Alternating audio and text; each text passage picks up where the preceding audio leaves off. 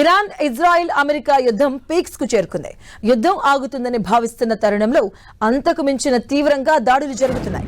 తాజాగా ఇరాన్ పై భీకర దాడులకు దిగింది ఇజ్రాయెల్. ఇరాన్ 3 కీలక ఎయిర్ బేస్లపై దాడి చేసినట్లుగా ఐడిఎఫ్ ప్రకటించింది. ఈ దాడిలో యుద్ధ విమానాలు, హెలికాప్టర్లు, మిలిటరీ యుద్ధ సామాగ్రి ధ్వంసమైనట్టుగా తెలియజేసింది. Iran intelligence chief Quds force unit chief ను అంతం చేసినట్టుగా అంతకుముందే ఐడిఎఫ్ ప్రకటించింది. IRGC intelligence major general Majid ఖాదేమీని మట్టుబెట్టినట్లుగా తెలియజేసింది. ఇక అంతకుముందు ఇరాన్లోని సౌత్ పార్ చమురు కేంద్రంపై ఇజ్రాయెల్ అమెరికా జరిపిన దాడిలో భారీ నష్టం జరిగినట్లు స్థానిక మీడియా వెల్లడించింది. ఈ దాడిలో 25 మంది చనిపోగా సౌత్ పార్ చమురు కేంద్రం డ్యామేజ్ అయింది. ఇక దీనికి ప్రతీకారంగా ఇజ్రాయెల్ తో పాటు గల్ఫ్ లోని అమెరికా మిత్ర దేశాలపై మిసైల్స్ తో దాడికి దిగింది ఇరాన్. ఇజ్రాయెల్ రక్షణ దళాలు ఇరాన్లోని కీలక పెట్రోకెమికల్ మౌలిక వసతులపై భారీ దాడి నిర్వహించినట్లుగా ప్రకటించాయి.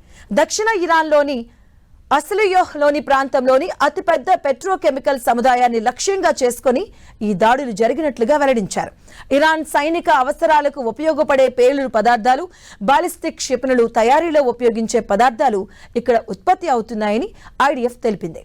ఇప్పటి వరకు ఇరాన్లోని 2 అతిపెద్ద పెట్రోకెమికల్ సముదాయాలపై దాడులు జరిపినట్లుగా ఐడిఎఫ్ వెల్లడించింది. ఈ దాడులతో ఇరాన్ పెట్రోకెమికల్ ఎగుమతి సామర్థ్యంలో 85% పైగా దెబ్బతిన్నట్లుగా తెలిపింది.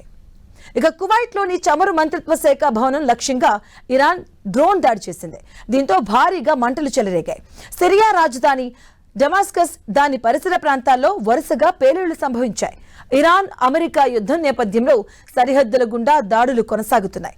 దక్షిణ లెబనాన్ పట్టణాలైన ఐనాతా, మరోన్ ఆల్ రాస్ ప్రాంతాల్లో ఇజ్రాయెల్ దళాలపై హెజ్బుల్లా క్షిపణి దాడులు చేసింది.